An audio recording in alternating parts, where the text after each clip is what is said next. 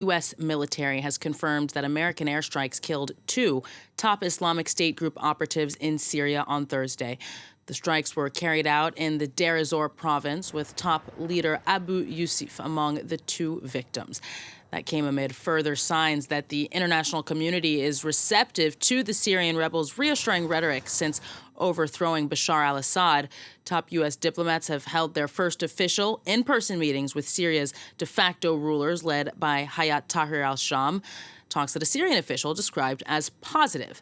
Now, the planned press conference between the 2 sides in Damascus, however, was canceled, and this over security concerns. For more analysis then on the situation in Syria, France 24's international affairs commentator Douglas Herbert joins me now on set. Hi there, Doug. How are you doing? So what do you make of this first diplomatic meeting then between the U.S. and rebel officials? Well, they're not the first there. Look, everyone's been trying to open lines of communication, right, to the rebels. We've had the Germans, we've had the French, we've had the UN sending emissaries. We've had Russia and Iran, each in their own way, also trying to hint that they're reaching out.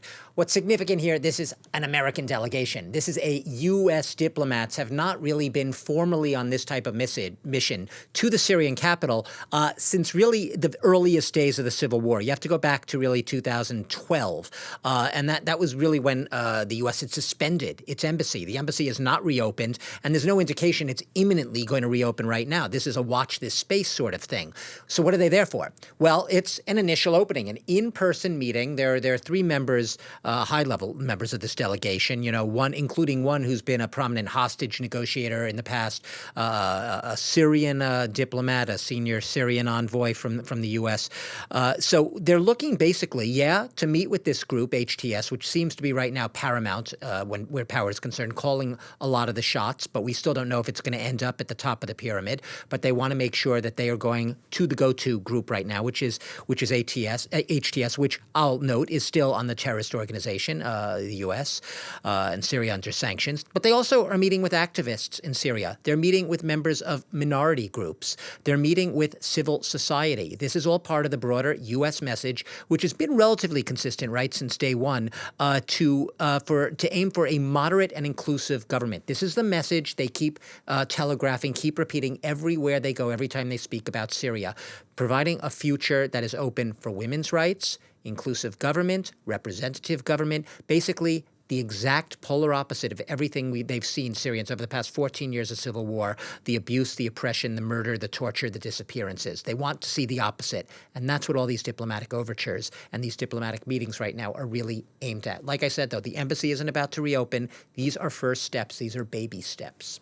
Positive baby steps, I think you can say. On the other hand, Doug, what do you think these American strikes suggest about the direction that a post-Assad Syria might go, especially as foreign powers are concerned? Well, what the strike suggests is the U.S. Is clearly intent on trying to wipe out any traces of the Islamic State group, prevent it from reconstituting itself. Look, the U.S. Launched even on the very first day when they announced Bashar al-Assad's fall back in December 8th, right? So, about almost 2 weeks ago now, they announced 75 strikes on areas where they believe there were Islamic State, remnants still based, slithers and patches of it.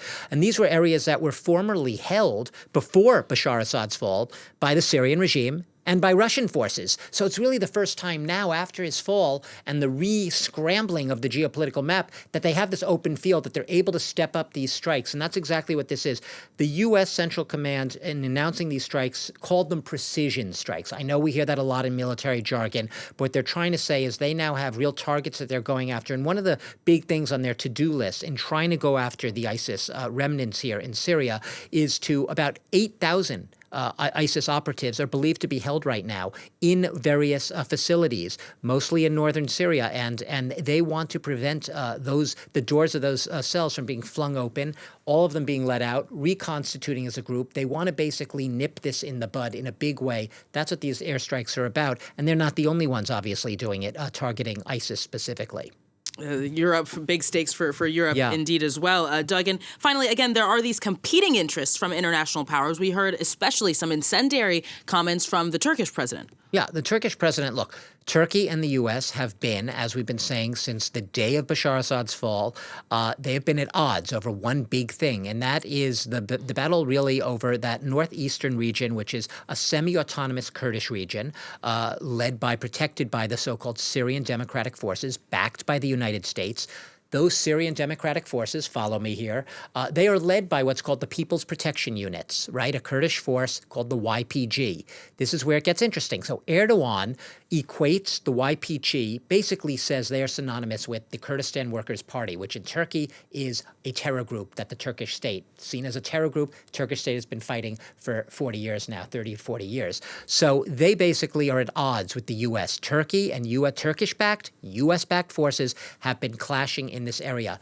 Erdogan has reiterated, he said it very forcefully, he said that these terrorist groups, and he said it and specifically the ISIS, the PKK, which is the Kurdistan Workers' Party, the one I just was talking about, the one he considers a terrorist group, and its versions, including the Islamic State group, he would say, which threaten the survival of Syria. He's putting this in terms of Syria's survival, not just Turkey's national security, need to be eradicated. He used the word eradicated. At the same time, and this was all remarks on a plane, he was coming back from meetings, in the Mideast. He also said Turkey wants to play a muscular, forceful role in both helping rebuild state structures in Syria, being a part of a more positive future in Syria, being a part of that equation, a big part, and he wants to help them write a new constitution. So Turkey, we've said it's been a dominant player in that region by virtue of geography for many, many years, and it's going to continue to project itself and to assert itself. It sees itself naturally by virtue of that geography as someone who should have a big say in what happens going forward in Syria. So you'd have the makings of a U.S.-Turkish, if not showdown, at least a little bit of adversity there in what comes next. Watch this space.